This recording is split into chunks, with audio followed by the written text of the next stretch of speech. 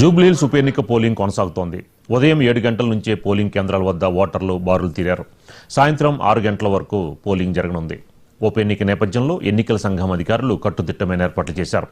అయితే పలు సమస్యాత్మక ప్రాంతాల్లో బీఆర్ఎస్ కాంగ్రెస్ నేతల మధ్య ఘర్షణలు తలెత్తాయి. ఈ క్రమంలో ఇరు పార్టీల నేతల్ని ఆయా ప్రాంతాల నుంచి పంపించి వేశారు పోలీసులు.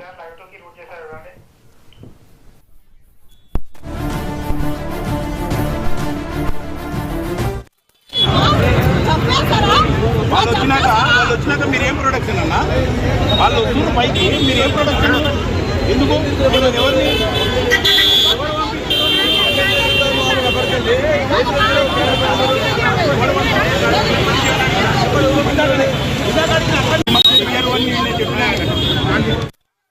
బోర్బండ్లోని పలు పోలింగ్ స్టేషన్స్లో తమ పార్టీ కార్యకర్తలపై స్థానిక కార్పొరేటర్ కాంగ్రెస్ నేత బాబా ఫసీయుద్దీన్ దాడి చేశారని జూబ్లీహిల్స్ ఉప ఎన్నిక బీఆర్ఎస్ ఎమ్మెల్యే అభ్యర్థి మాగంటి సునీత ఆరోపించారు. బీఆర్ఎస్ నేతలపై బాబా ఫసీయుద్దీన్ దౌర్జన్యం చేస్తున్నారని విమర్శించారు. ఈ నేపథ్యంలో పోలీసుల తీరుని ఆమె ఖండించారు. అధికార కాంగ్రెస్కి మద్దతుగా పోలీసులు పనిచేస్తున్నారని మాగంటి సునీత తీవ్ర ఆగ్రహం వ్యక్తం చేశారు. బోర్బండలో పలు పోలింగ్ స్టేషన్ల వద్ద కరపత్రాలతో బీఆర్ఎస్ నేతలే ప్రచారం చేస్తున్నారని కాంగ్రెస్ నేతలు ఆరోపిస్తున్నారు. ఎన్నికల నిబంధనలకు విరుద్ధంగా బీఆర్ఎస్ అధినేత కేసీఆర్ ఫోటోలతో ప్రచారం చేస్తున్నారంటూ పోలీసులకి కాంగ్రెస్ నేతలు ఫిర్యాదు చేశారు. బీఆర్ఎస్ నేతలపై చర్యలు తీసుకోవాలని పోలీసులను కోరారు కాంగ్రెస్ నేతలు. బీఆర్ఎస్ కార్యకర్తలపై దాడి చేసినా బెదిరించినా ఊరుకునే ప్రసక్తి లేదని కాంగ్రెస్ నేతల్ని మాగంటి సునీత హెచ్చరించారు.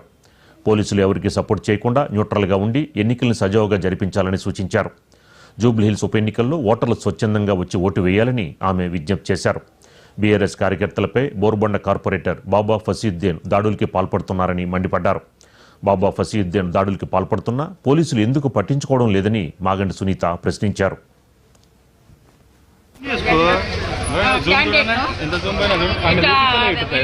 ముందుకెళ్తే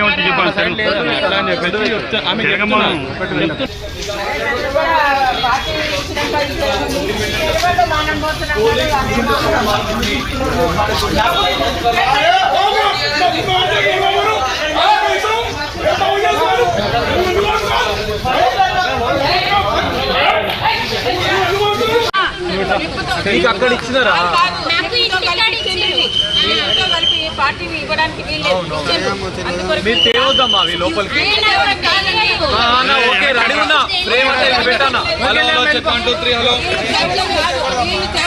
ఓకే నాన్న హలో హలో చెక్ 1 2 3 జూబ్లీహిల్స్ డివిజన్లో పోలింగ్ సరళి కొనసాగుతుంది.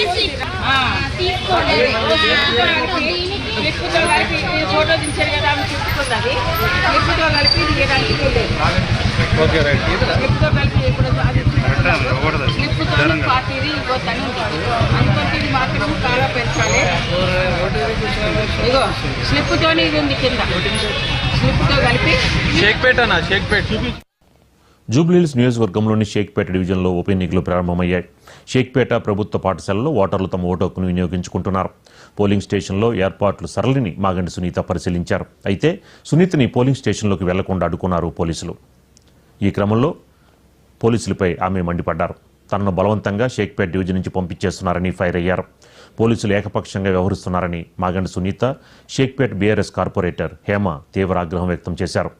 జూబ్లీహిల్స్ ఉప ఎన్నికల్లో భాగంగా ఈరోజు పలు పోలింగ్ కేంద్రాలని కాంగ్రెస్ ఎమ్మెల్యే అభ్యర్థి నవీన్ యాదవ్ పర్యవేక్షించారు. అయితే Vengalrao Nagar division booth number 205లో జవహర్ నగర్లో ఓటర్లకి డబ్బులు పంచుతూ స్థానిక కాంగ్రెస్ నేత అడ్డంగా దొరికారని బీఆర్ఎస్ నేతలు ఆరోపించారు.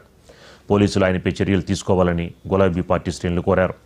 ఈ క్రమంలో స్థానిక కాంగ్రెస్ నాయకుడిని పట్టుకుని పోలీసులకు అప్పచెప్పారు కారు పార్టీ నేతలు.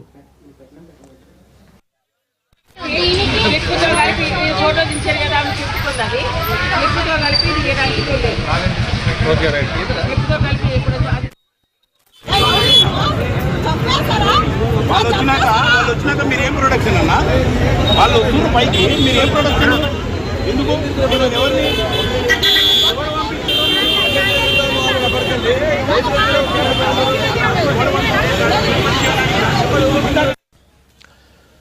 జూబ్లీహిల్స్ ఉప ఎన్నిక పోలింగ్ కొనసాగుతోంది. ఉదయం 7 గంటల నుంచే పోలింగ్ కేంద్రాల వద్ద ఓటర్లు బారులు తీరారు. ఇక ఇదే అంశానికి సంబంధించి మనకి మరింత సమాచారం షేక్పేట పోలింగ్ స్టేషన్ నుంచి మా కరెస్పాండెంట్ రామ్ నరేష్ అందిస్తారు. రామ్ నరేష్, ఏంటి పోలింగ్ పర్సంటేజ్ ఎలా ఉంది, అక్కడ ఏంటి ఎంతవరకు వినియోగించుకున్నారు, పర్సంటేజ్ ఎలా ఉంది?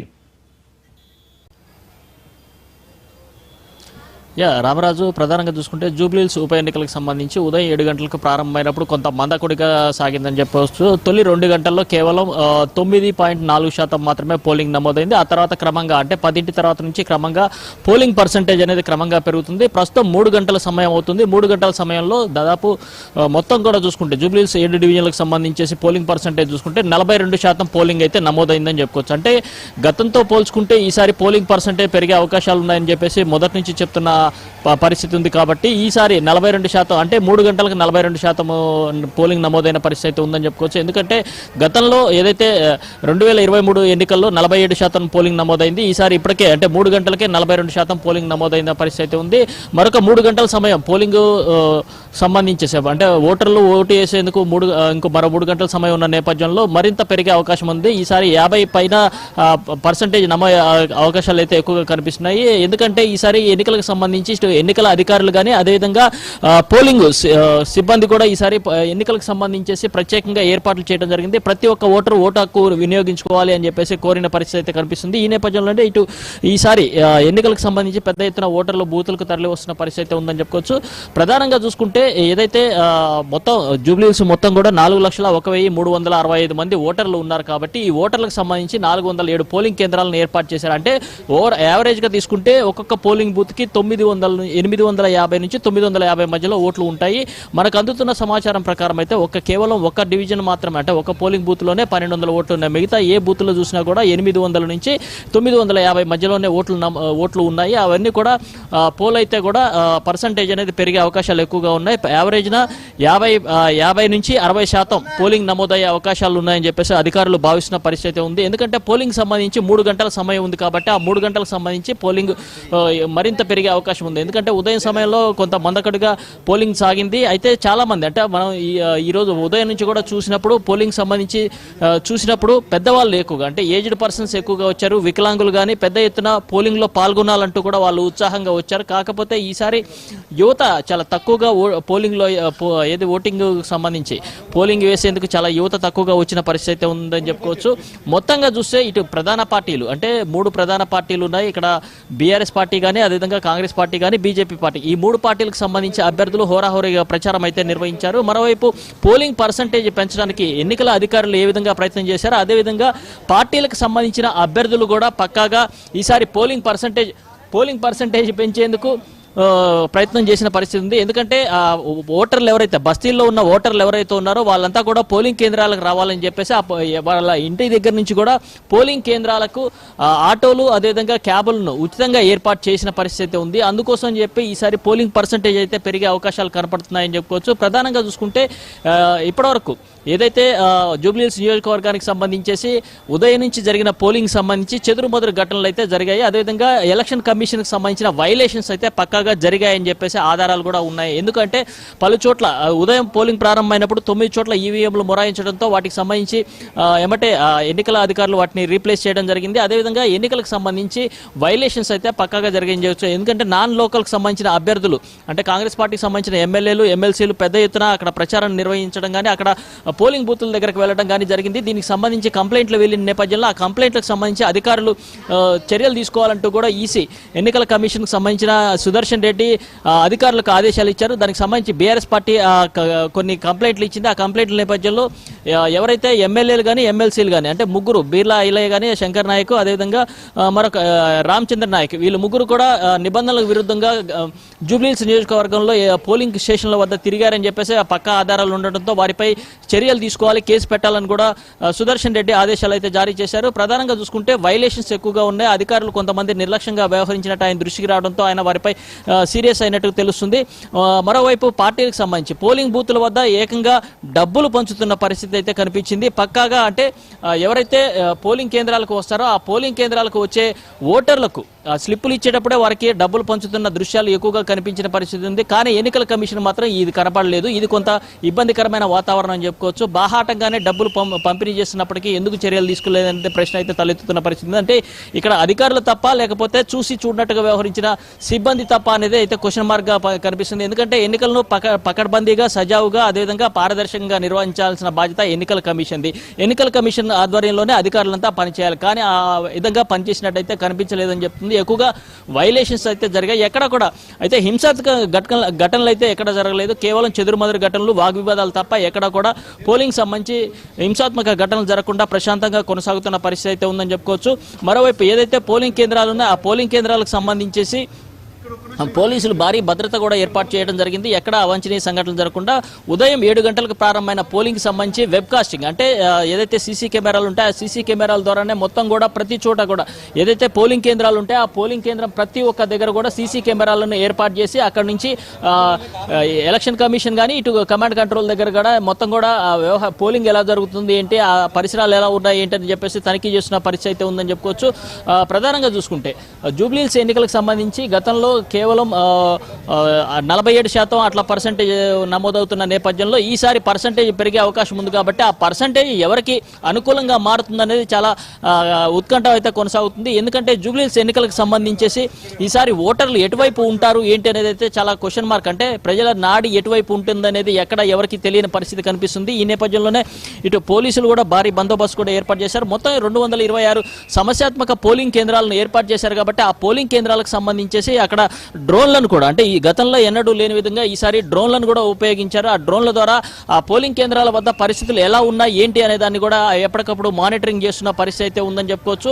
మొత్తానికి ఇప్పటివరకు అంటే ఉదయం 7 గంటలకు ప్రారంభమైన పోలింగ్ ఇప్పటివరకు 3 గంటల వరకు కూడా ప్రశాంతంగా కొనసాగుతుంది. చిన్న చిన్న ఘటనలు మించేసి దీంతో అధికారులంతా పోలింగ్ ప్రశాంతంగా కొనసాగుతుందని చెప్పేసి చెప్తున్నారు. మరోవైపు పోలింగ్ పర్సంటేజ్ గతంతో పోల్చుకుంటే ఈసారి పోలింగ్ పర్సంటేజ్ పెరిగే అవకాశాలు స్పష్టంగా కనపడుతున్నాయి. ఓటర్లు అంటే 3 తర్వాత నుంచి కూడా ఇంకా ఎక్కువగా పెరిగే అవకాశాలు ఉంటాయి. కాబట్టి వాళ్ళంతా కూడా వచ్చి ఓటు వేసే అవకాశం ఉంది. అయితే సాయంత్రం 6 గంటల లోపు పోలింగ్ కేంద్రాల్లో ఎవరైతే ఉంటారో వాళ్ళు ఓటు హక్కు వినియోగించుకునే అవకాశం కూడా ఉంటుందంటూ కూడా అధికారులు స్పష్టం చేశారు. అయితే 6 గంటల లోపు పోలింగ్ కేంద్రాలకు వచ్చి ఓటు వేసేందుకు అందరూ కూడా రావాలంటూ కూడా ఓటు హక్కు ఏదైతే ఓటు ఉన్న వాళ్ళంతా కూడా ఓటు హక్కు వినియోగించుకోవాలి. ఎందుకంటే గతంలో చూసుకుంటే ఏదైతే వరుసగా వీకెండ్స్ కానీ అదేవిధంగా సాటర్డే సండే వచ్చినప్పుడు ఎన్నికలు ఉంటే మాత్రం అప్పుడు ఎవరు కూడా ఓటు హక్కు వినియోగించుకునేందుకు రాకుండా ఉండేవాళ్ళు. సో ఈసారి అంటే వర్కింగ్ డేస్ సమయంలోనే వచ్చింది కాబట్టి ప్రజలు పెద్ద ఎత్తున వస్తారని చెప్పేసి అధికారులు కూడా చెప్తున్న పరిస్థితి ఉంది. ఉదయం నుంచి కూడా చాలా మంది వచ్చేసి తమ ఓటు హక్కు వినియోగించుకుంటున్న పరిస్థితి ఉంది. ఈసారి కొత్తగా ఓటర్లు నమోదైన వాళ్ళు 6,000 మందికి పైగా ఉన్నారు. వాళ్ళలో దాదాపు ఇప్పటివరకు మనకు అందుతున్న సమాచారం ప్రకారం 4,000 మంది కూడా వాళ్ళ ఓటు హక్కును అంటే తొలిసారిగా ఓటు హక్కు వచ్చిన వాళ్ళంతా కూడా ఇప్పటివరకు 4,000 మంది ఓటు హక్కు వినియోగించుకున్నట్టు తెలుస్తుంది. అదేవిధంగా వికలాంగులకు సంబంధించి ఈసారి ఏదైతే పోలింగ్ కేంద్రాలు ఉన్నాయో ఆ పోలింగ్ కేంద్రాల వద్ద వీల్ చైర్లు కూడా ఏర్పాటు చేయడం జరిగింది. వాళ్ళంతా కూడా లోపలికి వెళ్ళడానికి ఎలాంటి అసౌకర్యం లేకుండా ఏర్పాటు చేసిన పరిస్థితి. మరోవైపు మనం ఏదైతే విజువల్స్లో చూస్తున్నామో ఏదైతే ఓటర్ వచ్చిన తర్వాత లోపలికి వెళ్ళేటప్పుడు మొబైల్ ఎలా ఉండదు కాబట్టి వారి మొబైల్స్ను ఇక్కడ ఏదైతే ఒక ప్రత్యేక కౌంటర్ ఏర్పాటు చేసి అక్కడ మొబైల్ను దాంట్లో పెట్టేసి వాళ్ళు లోపలికి వెళ్ళి మళ్ళీ వచ్చిన తర్వాత ఆ మొబైల్ తీసుకునే విధంగా మొబైల్ కౌంటర్లు కూడా ఏర్పాటు చేశారు. దీని పట్ల ఓటర్లు కొంత సంతోషం వ్యక్తం చేస్తున్న పరిస్థితి ఉందని చెప్పుకోవచ్చు. ప్రధానంగా చూసుకుంటే ఇప్పటివరకు జరిగిన పోలింగ్లో ఎక్కువగా అబవ్ 40 ఉన్న అంటే ఏజ్ అబవ్ 40 ఉన్న వాళ్ళు ఎక్కువగా పోలింగ్లో పాల్గొన్నట్టుగా అయితే తెలుస్తుంది. ప్రధానంగా చూసుకుంటే ఏజ్డ్ పర్సన్స్ అంతా కూడా తాము ఓటు హక్కు వినియోగించుకోవాలి, తాము ప్రజాస్వామ్యాన్ని కాపాడాలంటూ కూడా ఉదయం నుంచి మనతో మాట్లాడిన వాళ్ళు చాలా మంది కూడా చెప్పడం జరిగింది. ఓటు హక్కు ఉన్న వాళ్ళంతా కూడా ఓటు వినియోగించుకోవాలంటూ కూడా వాళ్ళు చెప్పిన పరిస్థితి అయితే ఉంది. మరోవైపు కొద్దిసేపటి క్రితం బీఆర్ఎస్ పార్టీకి సంబంధించిన అభ్యర్థి ఎవరైతే ఉన్నారో మాగంటి సునీత మీడియా ముందుకు వచ్చి అంతా కూడా ఇక్కడ దీనికి సంబంధించి అంటే ఎలక్షన్ జరుగుతున్న తీరుపై తీవ్ర విమర్శలు చేసిన పరిస్థితి అయితే ఉంది. దీనికి సంబంధించి కొద్దిసేపటి క్రితం ఎలక్షన్ కమిషన్ కూడా మాట్లాడుతూ ఎవరైతే ఈ పోలింగ్ జరుగుతున్నంతసేపు కూడా పొలిటికల్ పార్టీలకు సంబంధించిన వాళ్ళు ఎవరు కూడా మీడియా సమావేశాలు పెట్టవద్దు అంటూ కూడా ఒక కీలక ఆదేశం అయితే జారీ చేసిన పరిస్థితి ఉంది. రామరాజు రామ్ నరేష్ అంటే ముఖ్యంగా చూసుకుంటే మనం ఇప్పుడు విజువల్స్ కూడా చూస్తున్నాం. చాలా చోట్ల దొంగ ఓట్లు కూడా పోలేనట్లు వాళ్ళందరూ కూడా మా ఓటు ఎవరో వేశారని కూడా వాళ్ళు ఆవేదన చెందుతున్నారు. దీనిపై పోలింగ్ ఆఫీసర్స్ ఏమన్నారు? మీ దృష్టికి ఎలాంటి విషయాలు ఏమైనా వచ్చాయా? ప్రధానంగా చూసుకుంటే దొంగ ఓటుకు సంబంధించేసి 2 అంశాలు అయితే ప్రధానంగా ఈ రోజు రావడం జరిగింది. ఏదైతే మనం సినిమాలో విజయ్ దళపతికి సంబంధించిన సినిమా ఏదైతే చూసాం ఆ సినిమా సీన్ ఇక్కడ గుర్తుకొచ్చేటట్టుగా చేసింది. ఎందుకంటే అభ్యర్థి వచ్చి ఓటు వేయడానికి పోలింగ్ సెంటర్కు వస్తే మీ ఓటు ఆల్రెడీ మీరు వేశారు కదా అని చెప్పేసి అన్నారు. అంటే నేను రాకుండా నా ఓటు ఎవరేస్తారు అని చెప్పి వాళ్ళు ప్రశ్నించినప్పుడు వాళ్ళ దగ్గరకు ఒకటే సమాధానం, ఆల్రెడీ మీ ఓటు వేశారు అని చెప్పేసి చెప్పారు. అయితే వచ్చిన ఓటర్ తాను ఏం చేయాలో అర్థం కాని పరిస్థితితో బిక్కముఖం వేసుకున్న చూసుకున్న పరిస్థితి ఉంది. అయితే కొంతమంది దీనికి సంబంధించి ఏదైతే టెండర్ ఓటు దాఖలు చేయాలని చెప్పేసి దీనిపై ఎలక్షన్ కమిషన్ సమాధానం చెప్పాల్సి ఉంటుంది కాబట్టి టెండర్ ఓటు దాఖలు చేయాలని చెప్పేసి అన్నారు. ఇదంతా కూడా షేక్పేటలోని పోలింగ్ బూత్ నెంబర్ 67లో జరిగింది. అదే ప్రాంతంలో మరొక చోట కూడా అంటే మరొక ఇన్సిడెంట్ కూడా జరిగినట్టు తెలుస్తుంది. అసలు ఓటర్ ఎవరైతే ఉన్నారో వాళ్ళ రాకముందే ఇంకొకళ్ళు వచ్చి కూడా ఓటు నమోదు చేసుకున్నట్టు తెలుస్తుంది. అది పోలింగ్ బూత్ నెంబర్ 68లో జరిగినట్టు తెలుస్తుంది. దీంతో 2 దొంగ ఓట్లు ఇప్పటివరకు పడ్డట్టు తెలుస్తుంది. చాలా చోట్ల ఇదే అంశానికి సంబంధించి వార్తలు వస్తున్న పరిస్థితి అయితే ఉంది. అయితే దీనిపై ఎన్నికల కమిషన్ ఏం చర్యలు తీసుకుంటుందో చూడాల్సిన పరిస్థితి అయితే ఉంది. ఎందుకంటే ఓటర్ ఐడి కానీ గుర్తింపు కార్డు కానీ ఇవన్నీ చూసి లోపలికి పంపించేసి ఓటు వేస్తారు. కానీ అక్కడ ఉన్న పోలింగ్ ఏజెంట్లు గుర్తించలేదా లేకపోతే ఏం జరిగింది అనేది అయితే తెలియాల్సి ఉంది. ఎందుకంటే ఒక వ్యక్తి తన ఓటు వేసుకునేందుకు వచ్చినప్పటికీ కూడా ఆ ఓటు వేసుకోకుండానే వేరే వాళ్ళు వచ్చి వేసిపోయారంటే అక్కడ తప్పు జరిగినట్టు తెలుస్తుంది క్లియర్గా. అయితే అది ఎవరి వల్ల జరిగింది ఎలా జరిగింది అనేది చాలా క్లియర్గా. ఎందుకంటే లోపల అన్ని పార్టీలకు సంబంధించిన పోలింగ్ ఏజెంట్లు కూడా ఉంటారు. వాళ్ళు గుర్తించకపోవడమా లేకపోతే వాళ్ళకి తెలిసి కూడా ఇది జరిగింది అనేది చూడాల్సిన అంశంగా భావిస్తున్న పరిస్థితి. దీనిపై సాయంత్రం పోలింగ్ అయిపోయిన తర్వాత దీనిపై ఎలక్షన్ కమిషన్ కూడా ఒక ప్రెస్ మీట్ పెట్టి దీనికి సంబంధించిన సమాచారం కూడా చెప్పే అవకాశాలు అయితే ఉన్నట్టు తెలుస్తుంది. రామ్ నరేష్, అంటే ముఖ్యంగా 58 మంది పోటీలో ఉన్నారు. మరి ఒక్కొక్క పోలింగ్ బూత్ లో దగ్గర 4 ఈవీఎం మెషిన్స్ పెట్టాలి. ఏంటి మళ్ళీ ప్రజలకి అవగాహన ఉందా ఎవరికి ఓటు వేయాలి? 4 మెషిన్స్ వల్ల కొద్ది కన్ఫ్యూజన్ అయ్యే అవకాశాలు ఉంటాయి కాబట్టి వీళ్ళు కరెక్ట్ గానే వాళ్ళ ఓటు హక్కును వినియోగించుకున్నారంటారా? ఇక్కడ అంటే ఏదైతే ఈ జూబ్లీహిల్స్ ఎన్నికలకు సంబంధించి 58 మంది అభ్యర్థులు పోటీ చేస్తున్నారు. ఈ 58 మంది అభ్యర్థుల్లో ప్రధానంగా పోటీలో ఉన్నది మాత్రం 3 అభ్యర్థులు. అది బీఆర్ఎస్ పార్టీ, అదేవిధంగా కాంగ్రెస్ పార్టీ, అదేవిధంగా బీజేపీ. ఈ 3 అభ్యర్థులే పోటీలో ఉన్నారు. మిగతా వారంతా ఉన్నారు. వీళ్ళతో పాటు నోటా అనేది ఒకటి ఉంది. అంటే ఎవరికి నచ్చకపోతే నోటా అని కూడా వేయచ్చు. కాబట్టి ఈసారి ఒక్కొక్క పోలింగ్ కేంద్రంలో ఈవీఎంతో పాటు 4 బ్యాలెట్ యూనిట్లు అదేవిధంగా ఒక వీవీప్యాట్ కూడా ఏర్పాటు చేయడం జరిగింది. ఎందుకంటే అభ్యర్థుల సంఖ్య ఎక్కువగా ఉంది కాబట్టి ఒకటే ఈవీఎం ఉంటుంది. దానికి సంబంధించిన బ్యాలెట్ యూనిట్లు ఏవైతే ఉంటాయో అవి 4 బ్యాలెట్ యూనిట్లు ఉంటాయి. అదేవిధంగా ఒక వీవీప్యాట్ ఉంటుంది. అంటే వాళ్ళు ఎవరికైతే ఓటు వేస్తారో ఆ ఓటుకు సంబంధించి వీవీప్యాట్లో ఇమీడియట్ గా అక్కడ స్లిప్ అనేది కనపడుతుంది అనమాట. వాళ్ళు ఎవరికి ఓటేస్తారో ఆ గుర్తు అనేది అక్కడ సింబల్ అనేది క్లియర్ గా అక్కడ మెన్షన్ అవుతుంది. కాబట్టి ఆ విధంగా ఏర్పాటు చేశారు. ఒకవేళ ఎక్కడైనా సమస్య వస్తే ఆ ఈవీఎంలో సమస్య వస్తే దాన్ని ఇమీడియట్ గా రీప్లేస్ చేయడం కానీ అదేవిధంగా దాన్ని రిపేర్ చేయడం కానీ చేస్తూ ఉంటారు.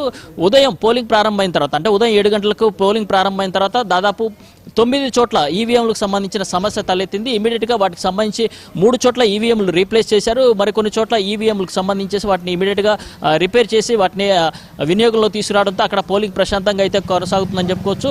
అయితే ఇక్కడ అభ్యర్థులు ఎవరైతే అంటే ఓటు వేసేందుకు వచ్చే ఓటర్లు ఎవరైతే ఉన్నారో వాళ్ళంతా కూడా ఈ 58 మంది ఉన్నారని చెప్పేసి ఎక్కడ కూడా కన్ఫ్యూజ్ అవ్వట్లేదు. కేవలం వాళ్ళు పోటీలో ఉన్న ప్రధాన పార్టీలకు సంబంధించిన అభ్యర్థులు ఎవరు ఉన్నారో వాళ్ళని చూసుకునే ఓటేస్తున్న పరిస్థితి ఉంది. ఇక పార్టీకి సంబంధించిన సింబల్ క్లియర్ గా తెలుసు కాబట్టి వాళ్ళకి సంబంధించి ఇప్పటికే ఏదైతే ఓటర్ స్లిప్ ఇచ్చి అంటే ఓటర్ ఇక్కడ పోలింగ్ కేంద్రానికి వచ్చేటప్పుడే ఓటర్ స్లిప్కి సంబంధించి ఎన్నో గుర్తుంటుంది, ఆ నెంబర్ ఎంత, ఏ పార్టీకి సంబంధించి ఏ అభ్యర్థి ఏ నెంబర్ ఉంటుంది ఏంటంటే వాళ్ళంతా క్లియర్గా ముందే చెప్తారు. కాబట్టి వాళ్ళు ఎక్కడ కూడా కన్ఫ్యూజ్ అవ్వకుండా వచ్చి ఓటు నమోదు చేసుకుంటున్న పరిస్థితి ఉంది. మరోవైపు వృద్ధులకు అదేవిధంగా వికలాంగులకు ఈసారి ప్రత్యేక ఏర్పాటు అయితే చేయడం జరిగింది. ఎందుకంటే వాళ్ళు పోలింగ్ కేంద్రానికి వచ్చి ఓటు హక్కు వినియోగించుకోలేని వాళ్ళు ఎవరైతే ఉన్నారో వాళ్ళకి సంబంధించి వాళ్ళు ఇంటి దగ్గర నుంచే ఓటు నమోదు చేసుకునేలాగా వాళ్ళు ఇంటి దగ్గర నుంచే ఓటు వేసుకునేలాగా కూడా ఒక అవకాశం అయితే కల్పించారు. దానికి సంబంధించి నిన్నటి వరకు కూడా 101 మంది ఓటు హక్కు వినియోగించుకోవడం జరిగింది. ఈ రోజు దాదాపు మరొక 150 నుంచి 200 మంది కూడా ఈ ఓటు హక్కు వినియోగించుకున్నట్టుగా మనకు సమాచారం అయితే అందుతుంది. Raju, right, thank you Ram Naresh.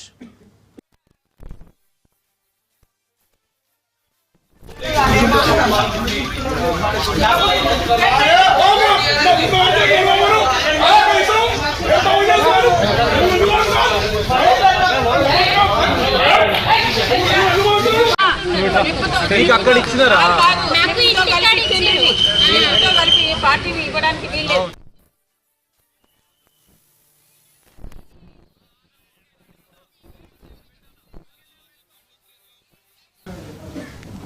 Jubilee Hills ఉప ఎన్నిక పోలింగ్ కొనసాగుతోంది.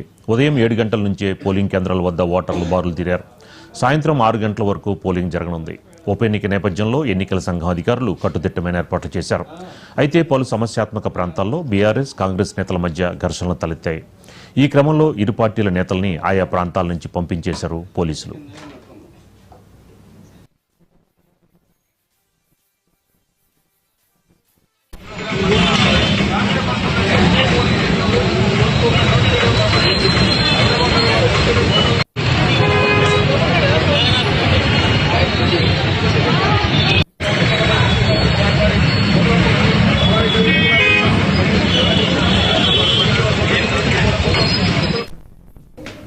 బోర్బండ్లోని పలు పోలింగ్ స్టేషన్స్లో తమ పార్టీ కార్యకర్తలపై స్థానిక కార్పొరేటర్ కాంగ్రెస్ నేత బాబా ఫసీద్దీన్ దాడి చేశారని జూబ్లీహిల్స్ ఉప ఎన్నిక బీఆర్ఎస్ ఎమ్మెల్యే అభ్యర్థి మాగంటి సునీత ఆరోపించారు. బీఆర్ఎస్ నేతలపై బాబా ఫసీద్దీన్ దౌర్జన్యం చేస్తున్నారని విమర్శించారు. ఈ నేపథ్యంలో పోలీసులు తీరుని ఆమె ఖండించారు. అధికార కాంగ్రెస్కి మద్దతుగా పోలీసులు పనిచేస్తున్నారని మాగంటి సునీత తీవ్ర ఆగ్రహం వ్యక్తం చేశారు. బోరుబండలో పలు పోలింగ్ స్టేషన్స్ వద్ద కరపత్రాలతో బీఆర్ఎస్ నేతలే ప్రచారం చేస్తున్నారని కాంగ్రెస్ నేతలు ఆరోపిస్తున్నారు. ఎన్నికల నిబంధనలకు విరుద్ధంగా బీఆర్ఎస్ అధినేత కేసీఆర్ ఫోటోలతో ప్రచారం చేస్తున్నారంటూ పోలీసులకి కాంగ్రెస్ నేతలు ఫిర్యాదు చేశారు. బీఆర్ఎస్ నేతలపై చర్యలు తీసుకోవాలని పోలీసులను కోరారు కాంగ్రెస్ నేతలు. బీఆర్ఎస్ కార్యకర్తలపై దాడి చేసినా బెదిరించినా ఊరుకునే ప్రసక్తే లేదని కాంగ్రెస్ నేతల్ని మాగంటి సునీత హెచ్చరించారు. పోలీసులు ఎవరికీ సపోర్ట్ చేయకుండా న్యూట్రల్గా ఉండి ఎన్నికల్ని సజావుగా జరిపించాలని సూచించారు. జూబ్లీహిల్స్ ఉప ఎన్నికల్లో ఓటర్లు స్వచ్ఛందంగా వచ్చి ఓటు వేయాలని ఆమె విజ్ఞప్తి చేశారు. బీఆర్ఎస్ కార్యకర్తలపై బోర్బండ కార్పొరేటర్ బాబా ఫసీద్దీన్ దాడులకి పాల్పడుతున్నారని మండిపడ్డారు. బాబా ఫసీద్దీన్ దాడులకి పాల్పడుతున్నా పోలీసులు ఎందుకు పట్టించుకోవడం లేదని మాగంటి సునీత ప్రశ్నించారు.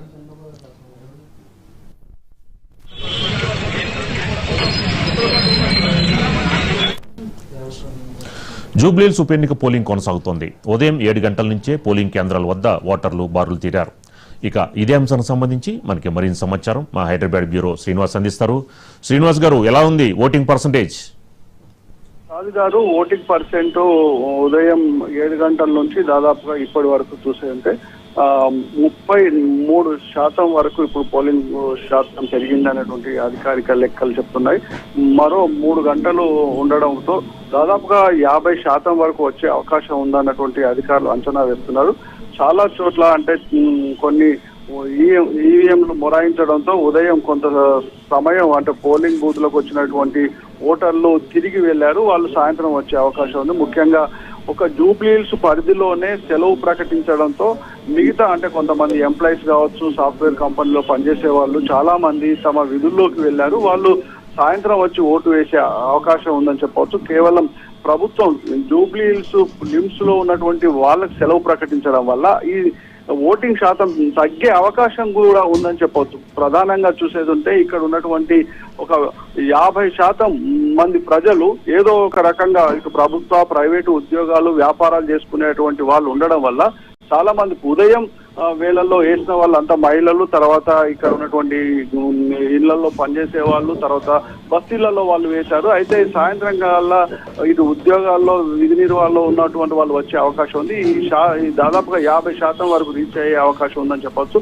అదే విధంగా చిన్న చిన్న ఘర్షణలు, అక్కడక్కడ చదురుమూల సంఘటనలు మాత్రం జరిగాయి. మొత్తంగా జూబ్లీహిల్స్ ఉప ఎన్నికలు ప్రశాంతంగా జరుగుతున్నాయని చెప్పవచ్చు. పోలీసులు 3 అంచెల భద్రతా చర్యలు చేపట్టడంతో పాటు ప్రత్యేకంగా సమస్యాత్మకంగా ఉన్నటువంటి ప్రాంతాల్లో భారీ భద్రతను ఏర్పాటు చేశారు.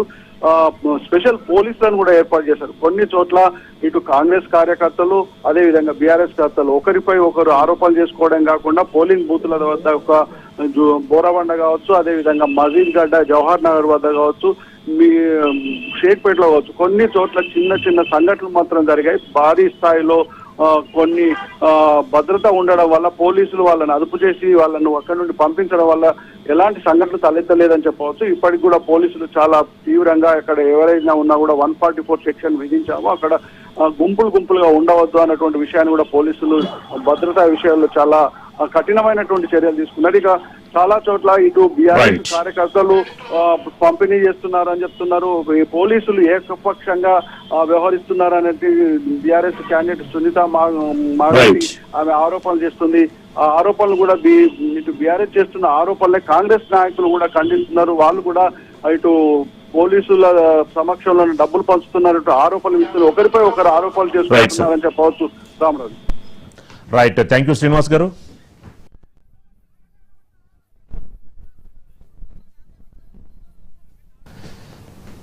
ఇవి ఇప్పటివరకు ఉన్న అప్డేట్స్. మరిన్ని అప్డేట్స్ కోసం చూస్తూనే ఉండండి మహా న్యూస్.